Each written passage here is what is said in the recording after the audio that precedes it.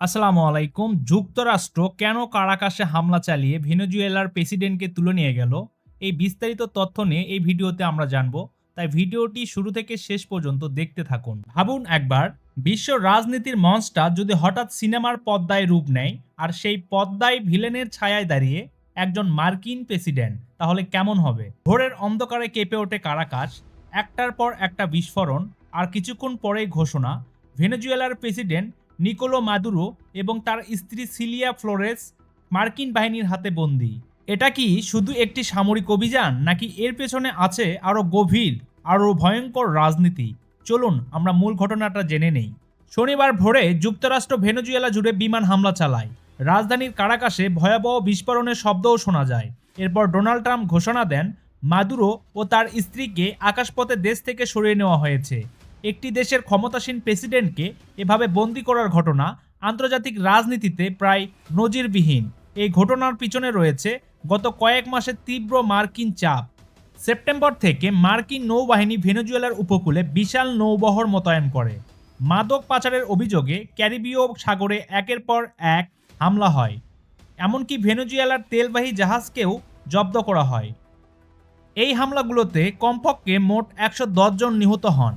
মানবাধিকার সংস্থাগুলো বলছে এগুলো যুদ্ধাপরাধের পর্যায়ে পড়তে পারে।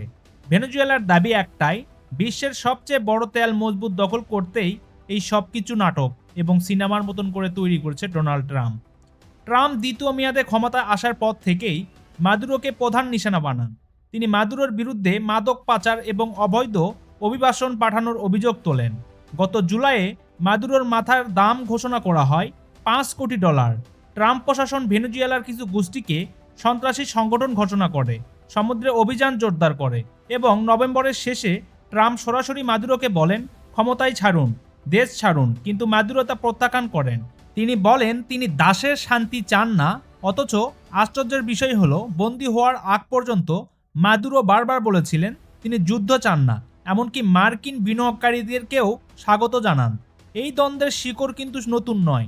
1999 সালে হুগো চ্যাভেজ ক্ষমতায় আসার পর থেকেই যুক্তরাষ্ট্র ও ভেনেজুয়েলার সম্পর্ক খারাপ হতে থাকে।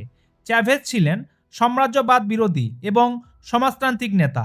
2013 সালে মাদুরো ক্ষমতায় আসার পর মানবাধিকার লঙ্ঘনের অভিযোগও আরও বেড়ে যায়। 2019 সালে যুক্তরাষ্ট্র মাদুরো সরকারকে অবৈধ ঘোষণা করে। 2024 সালের নির্বাচনে কারচুপির অভিযোগ উঠে আসলেও তারপরও মাদুরোই ক্ষমতায় টিকে থাকেন। তারপর ডোনাল্ড ট্রাম্প করলারি নামে একটি নতুন নীতি জারি করে, যেখানে বলা হয় পশ্চিম গোলার্ধে অর্থনীতি, রাজনীতি ও সামরিক প্রভাব যুক্তরাষ্ট্রের হাতেই থাকবে, প্রয়োজনে সরাসরি শক্তি ব্যবহার করা হবে। এখন প্রশ্ন একটাই, এই অভিযান কি এখানেই শেষ, নাকি এটি একটি বড় যুদ্ধের শুরু? মাদুরো বন্দী হলেও ভেনেজুয়েলার সেনাবাহিনী এখনও অটুট। বিশেষজ্ঞরা বলছেন এইভাবে শাসন পরিবর্তনের চেষ্টা দেশটিকে দীর্ঘস্থায়ী বিশৃঙ্খলার দিকে ঠেলে দিতে পারে। শরণার্থী সংকট এবং রক্তক্ষয়ী সংঘাতের আশঙ্কাও দিন দিন বাড়ছে।